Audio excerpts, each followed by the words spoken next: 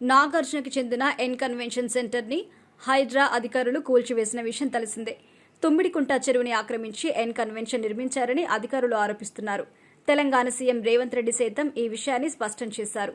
ఎన్ని ఒత్తిడులు వచ్చినా ఈ విషయంలో తగ్గేదేలే అని తేల్చి చెప్పారు. ఇలాంటి అక్రమ నిర్మాణాలు చేపట్టిన ఎవరిని వదిలిపెట్టబోమని ఆయన చెప్పారు. ఈ నేపథ్యంలో నాగార్జున ఎన్ కన్వెన్షన్ కూల్చివేత వివాదం ఇప్పుడు రాజకీయంగా సంచలనంగా మారింది. రాజకీయ నాయకులు సైతం దీనిపై స్పందించడంతో పెద్ద దుమారం రేపుతోంది. ఈ నేపథ్యంలో తాజాగా సినిమా దర్శక నిర్మాత తమ్మారెడ్డి భరద్వాజ స్పందించారు. ఒక యూట్యూబ్ ఛానల్కి ఇచ్చిన ఇంటర్వ్యూలో తమ్మారెడ్డి హాట్ కామెంట్స్ చేశారు. కూల్చడం స్టార్ట్ చేస్తే సగం హైదరాబాద్ని కూల్చివేయాలని తెలిపారు.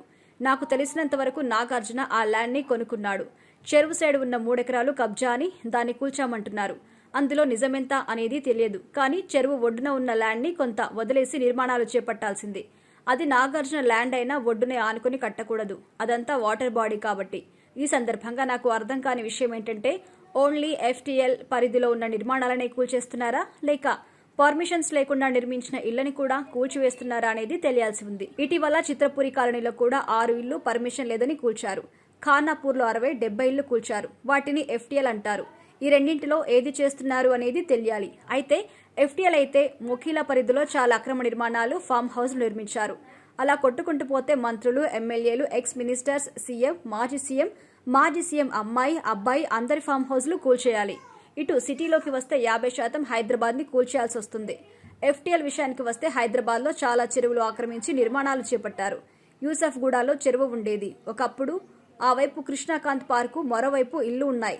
ఇలా చాలా చెరువులు అడ్రస్ లేవు. ఇప్పుడు భారీ వర్షాలు వచ్చినప్పుడు మా ఇళ్లలోకి నీళ్లు వచ్చాయని, మున్సిపల్ వాళ్ళు రావడం లేదని కంప్లైంట్ చేస్తున్న వాళ్ళంతా ఇలా చెరువుల్లో అక్రమంగా నిర్మించిన ఇల్లే అని తేల్చి చెప్పారు తమ్మారెడ్డి భరద్వాజ.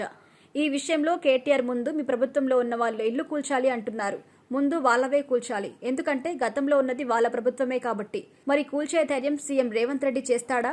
ఎందుకంటే కబ్జా చేసిన ఇల్లు, బిల్డింగ్లు కట్టుకున్న వాళ్లలో రాజకీయ పెద్దలు, వాళ్ళ ప్రభుత్వంలో ఉన్న వాళ్లతో పాటు పేదలు కూడా ఉన్నారు. వాళ్ళ ఇళ్లని టచ్ చేస్తే ఓట్ల దెబ్బ పడుతుంది. ఈ నేపథ్యంలో ఇలా అక్రమ నిర్మాణాలు కూల్చివేస్తారా అనేది సీఎం తేల్చుకోవాలి అని తమ్మారెడ్డి భరద్వాజ విమర్శిస్తూ సీఎంకి, ప్రతిపక్ష నాయకులకి చురకలు అంటించారు. దీనిపై రకరకాలుగా కామెంట్స్ చేస్తున్నారు నెటిజన్లు.